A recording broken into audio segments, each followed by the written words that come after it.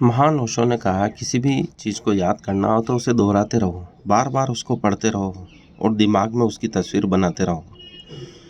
इसके साथ उस वाक्य को, उस पैराग्राफ को, उस विषय वस्तु को समझना भी आवश्यक है।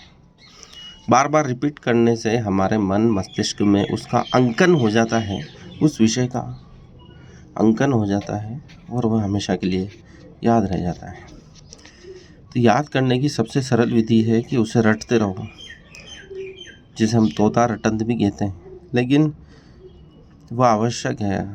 बहुत सी चीज़ें ऐसी होती है जिनको हम समझ नहीं सकते हैं, तो उनको रटना ही पड़ता है। उसके लिए कई विधियां भी बनानी पड़ती हैं। शुरू के अक्षर का हम एक लाइन बनाकर, एक जोड़ा बनाकर उससे कोई कविता बना लो उन अक्षरों से और उसको बार बार रिपीट करते रहें, याद करते रहें, तो हमें वो हमेशा के लिए याद रह जाता है।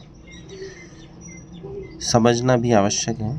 किसी विषय वस्तु को हम समझ लेते हैं तो वो हमेशा के लिए हमारे मन मस्तिष्क में अंकित हो जाती है, या उस विषय वस्तु का चित्र बना लेते हैं। किसी भी प्रश्न के उत्तर का हम दिमाग में एक तस्वीर बना लेते हैं या उसको किसी व्यक्ति से, स्थान से जोड़ देते हैं, तो वह हमेशा के लिए याद रह जाता है। तो याद करने के लिए हम हमारे मस्तिष्क के हिसाब से, हमारे व्यक्तित्व के अनुरूप कई और विधियां भी ईजाद कर सकते हैं। कैसे भी करके हमें उस विषय को याद करना है, तो हम स्वयं अपने व्यक्तित्व के अनुरूप उन चीज़ों को याद रखने के लिए कोई तरकीब निकालें।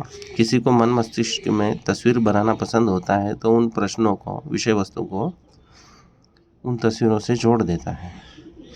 किसी को गणित के अंकों में रुचि होती है तो वो गणित के अंकों से प्रश्नों को, उत्तरों को जोड़ देता है।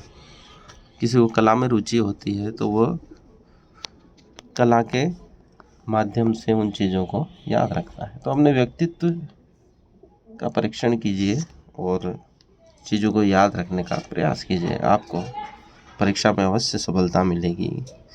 इन्हीं शुभकामनाओं के साथ मेरे वीडियो को सुनने के लिए धन्यवाद, हार्दिक आभार। मेरे वीडियो को लाइक करें, शेयर करें, चैनल को सब्सक्राइब करें।